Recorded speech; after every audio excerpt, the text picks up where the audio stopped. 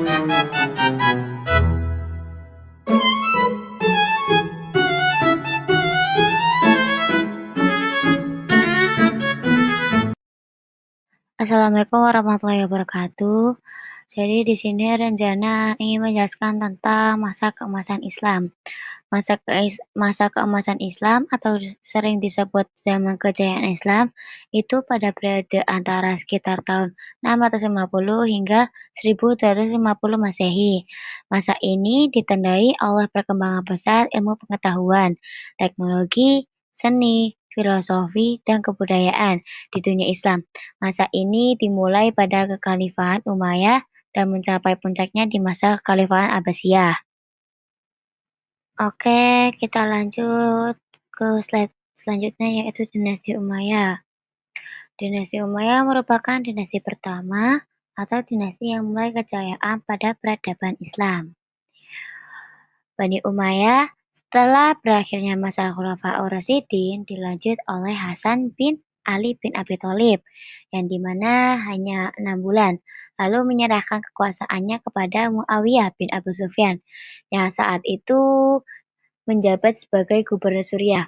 Dengan basis kekuasaan yang kuat di Suriah dan dukungan mayoritas penduduknya, Muawiyah berhasil menjadi khalifah pertama Daulah Umayyah pada tahun 661 Masehi. Pusat pemerintahan dipindahkan dari Madinah ke Damaskus. Daulah Umayyah terkenal karena ekspansi wilayahnya yang pesat. Wilayah-wilayah yang berhasil ditaklukkan meliputi Afrika Utara, Spanyol, dan sebagian besar Asia Tengah. Ekspansi ini tidak hanya memperluas wilayah kekuasaan Islam, tetapi juga membuka jalan bagi interaksi budaya dan pertukaran pengetahuan. Nah, kita lanjut di pencapaian. Jadi pencapaiannya itu pertama ada perluasan wilayah. Perluasan wilayah sendiri mencakup Spanyol di barat, Afrika Utara, Persia, bahkan sampai ke wilayah India di timur. Lalu kepemimpinan yang kuat. Muawiyah bin Abu Sufyan, Abdul Malik bin Marwan, dan Al-Walid bin Abdul Maliki memiliki gaya kepemimpinan yang visioner dan tegas. Muawiyah sendiri dikenal sebagai pendiri dinasti dan ahli strategi. Untuk Abdul Malik memperkenalkan formasi administrasi seperti penggunaan bahasa Arab sebagai bahasa resmi pemerintahan atau bahasa resmi negara. Lalu ada Al-Walid yang membangun besar-besaran seperti Masjid Umayyah di Damaskus. Lalu ada stabilitas politik dan militer. Pemerintahan Bani Umayyah lebih stabil dengan adanya tentara yang kuat dan disiplin. Sistem pemerintahan yang tertata rapi. Lalu kemajuan ilmu pengetahuan. Pada masa Bani Umayyah, bahasa Arab resmi menjadi bahasa negara. Ilmu pengetahuan seperti astronomi, arsitektur, dan administrasi. Selain itu, ilmuwan juga banyak menerjemahkan banyak ilmu dari Yunani dan Persia ke dalam bahasa Arab. Lalu ada kehidupan sosial dan ekonomi. Rakyat hidup makmur karena perdagangan dan pertanian yang maju. Untuk pemerintahan sendiri memperoleh pendapatan dari pajak seperti haraj, pajak tanah, dan jizyah. Awalnya jizyah itu hanya berlaku untuk non-muslim saja.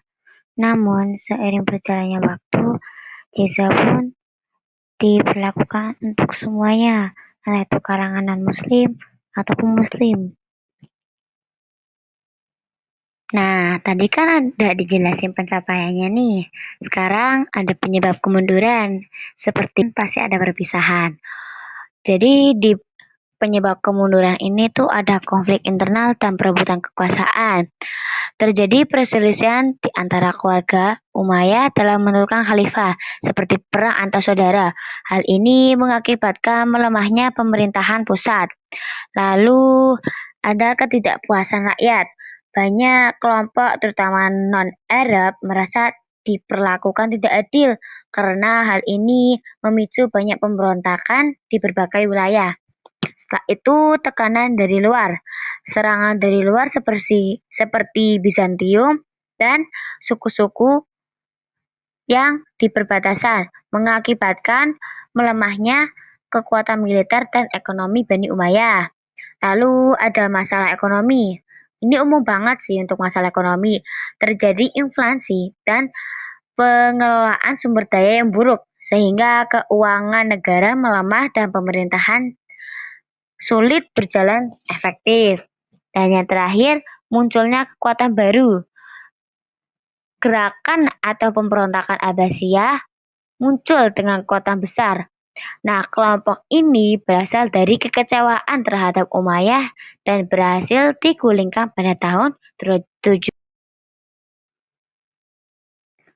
Habis digulingkan kok ikut guling, ya ambil alih lah. Jadi selanjutnya itu ada Bani Abbasiyah. Bani Abbasiyah merupakan kekhalifahan kedua setelah Bani Umayyah. Bani Abbasiyah dipimpin oleh keturunan paman Nabi, yaitu Abbas bin Abdul Muthalib, dan mulai kekuasaan pada tahun 750 Masehi. Kekuasaan mereka dibagi menjadi 5 periode. Pada periode pertama, Abbasiyah mencapai masa keemasan dan menjadi pusat peradaban dunia Islam. Nah, untuk slide selanjutnya itu ada 2 foto. Ayo, siapa yang kenal sama 2 tokoh ini? Cari dulu. Nah, di sini tuh ada puncak kejayaan pada masa kekuasaan. Yang di sebelah kiri itu ada Harun ar-Rasyid. Pada masa kekuasaan Harun ar-Rasyid, Baghdad menjadi kota terbesar dan terindah di dunia dengan pasar, istana, rumah sakit, dan sekolah yang megah. Wah, kalau dibayangin kayak Saranjana nggak sih? Terus ada siapa yo sampingnya? Itu Al-Ma'um bin ar-Rasyid. Al-Ma'um bin Harun ar-Rasyidi. Yap, bener banget. Ini anaknya Harun ar-Rasyidi. Pada masa kekuasaan Al-Ma'um, kegiatan ilmuwan berkembang pesat. Al-Ma'mun mendirikan Bait Al-Hikmah atau Rumah Kebijaksanaan sebagai pusat penerjemah dan penelitian ilmu pengetahuan dari berbagai bahasa seperti Yunani, Persia, dan India ke dalam bahasa Arab. Setelah bahas penguasanya, kita bahas pencapaian yang lainnya yuk, yaitu ada kemajuan ilmu pengetahuan dan kebudayaan. Pada masa itu, para ilmuwan seperti Ibnu Sina dikenal sebagai bapak kedokteran modern. Ada Al-Hawarizmi di bidang matematika dan Ar-Razi di bidang kimia. Bidang filsafat logika ada Al-Kindi, Al-Farabi, dan Ibnu Rus yang menjembatani pemikiran Yunani dengan Islam. Dan masih banyak lagi ilmuwan yang karyanya memberikan kontribusi besar terhadap ilmu pengetahuan dunia. Lalu ada sistem pemerintahan dan kehidupan sosial. Daulah Abbasiyah memiliki sistem pertahanan lebih teratur dibandingkan masa sebelumnya. Dibantu oleh wazir, gubernur, panglima militer, serta kadi yang mengatur urusan hukum. Untuk kehidupan sosial masyarakat juga sangat dinamis, seperti kaum muslim, Yahudi, dan Nasrani hidup berdampingan di bawah perlindungan hukum Islam. Baghdad menjadi kota kosmopolitan yang dipenuhi pedagang, ilmuwan, dan pelajar dari berbagai negeri. Lalu sistem pendidikan. Sistem pendidikan berkembang melalui madrasah, masjid, dan perpustakaan yang menyediakan ilmu agama maupun ilmu umum. Lalu ada perekonomian juga. Perekonomian sendiri tumbuh pesat melalui perdagangan internasional yang menghubungkan dunia Islam dengan Eropa, Afrika, dan Asia Timur. Ada pencapaian, pastinya ada kemunduran. Untuk kemundurannya, ada luasnya wilayah kekuasaan. Karena wilayah kekuasaannya terlalu banyak, jadi dinasti Umayyah itu kurang bisa dalam mengkondisikan daerah-daerahnya itu secara langsung. Kayak komunikasi antara pusat pemerintahan di Baghdad dengan wilayah-wilayah yang jauh menjadi lambat.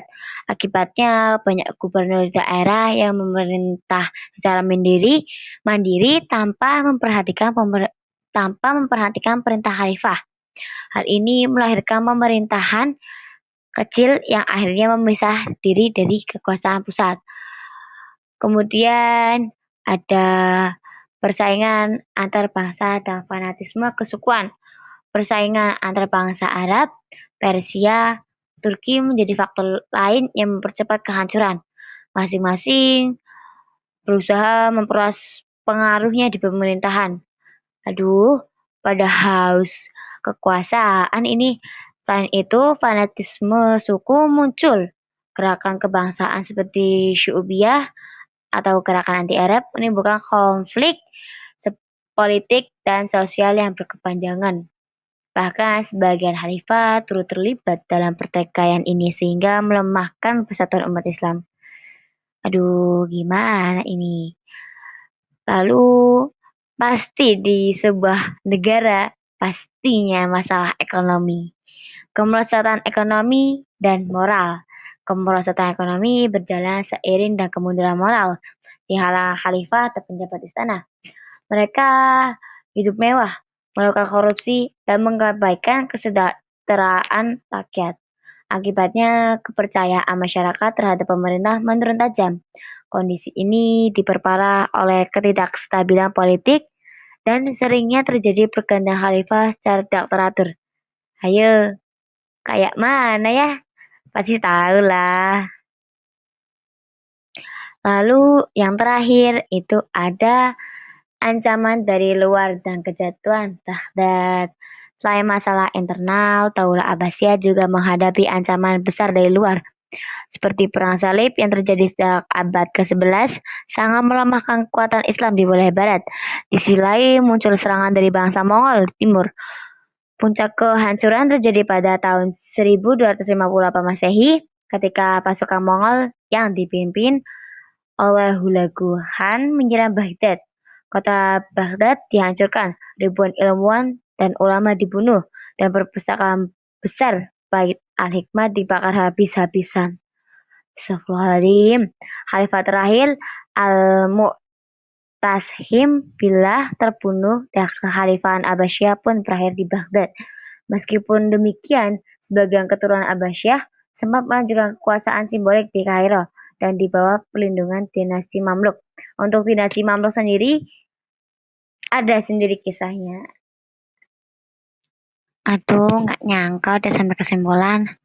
Jadi, masa kemasan Islam itu dari tahun 650 hingga 1250 Masehi, di mana dunia Islam mengalami kemajuan luar biasa dalam ilmu pengetahuan dan peradaban yang berpengaruh hingga ke barat dan dunia modern. Masa kepemimpinan dinasti Umayyah memberikan dasar penting dalam pengembangan pemerintahan Islam dan perluasan wilayah. Sedangkan Abbasiyah melanjutkan dan mengembangkan masa kemasan peradaban Islam dari ilmu pengetahuan seni dan pemerintahan yang dikenal sebagai masa kejayaan Islam.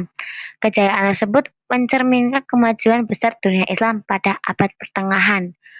Jadi dua dinasti ini tuh gimana ya?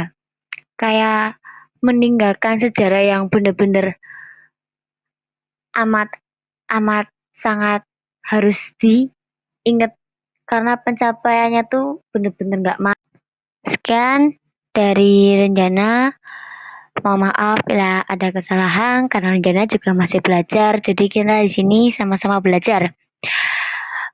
Di sini juga ada ilustrasi ilmu pada masa itu. Satu pada baca buku, pada belajar, pada diskusi. Nah, justru itu kita para mahasiswa harus sering diskusi dan belajar membaca buku biar pinter. Tuh, kalau baca buku tetap aja nggak pinter, ya berarti belajar lagi. Oke, see you next time. Bye-bye.